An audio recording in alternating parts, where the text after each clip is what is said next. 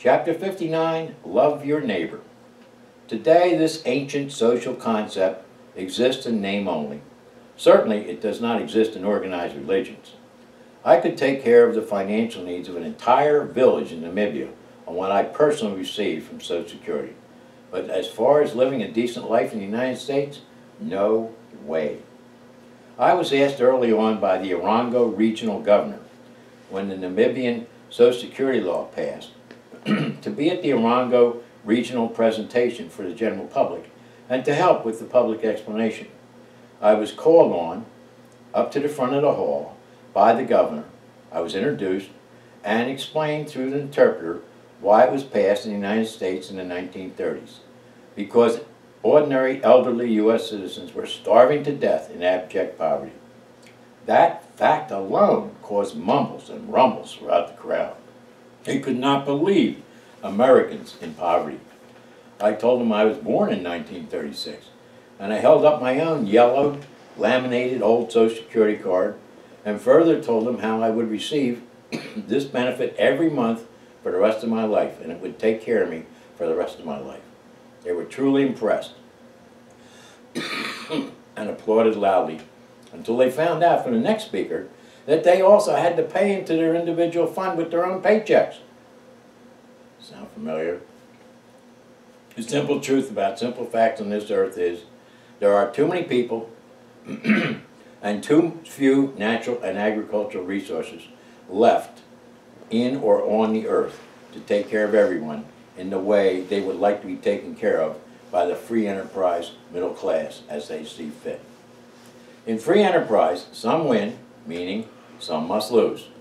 Then, of course, there are philosophical feel-good groups that insist if we do things their way, we will all survive just fine, never admitting it can and never will work out for everyone in the society to be in the middle class. And only the members of their own feel-good group will receive benefits, such as the Sunshine Patriots who love war but won't fight in them, and the right or left-wing political parties who want more services all the time for just their side.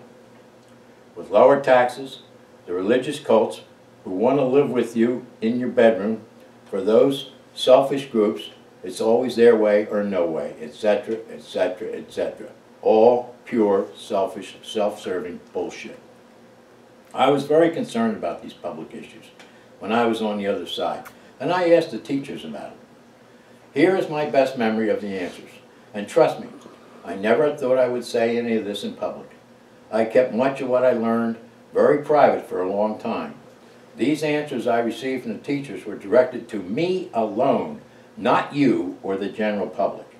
Everyone on this earth must find out their own answers to their own questions and to seek their own path to peace. So, I asked, will this world, as it is, survive?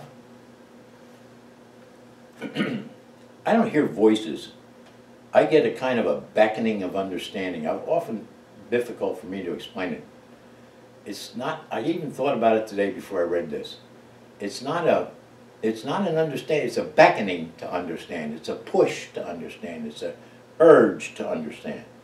But here's what it came out to.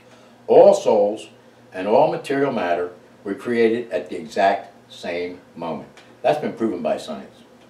This is what we call the idea, the word, the form, the potential for all physical laws and creative process of what we call material in motion, time, and reality. Idea is simply a word for the plan.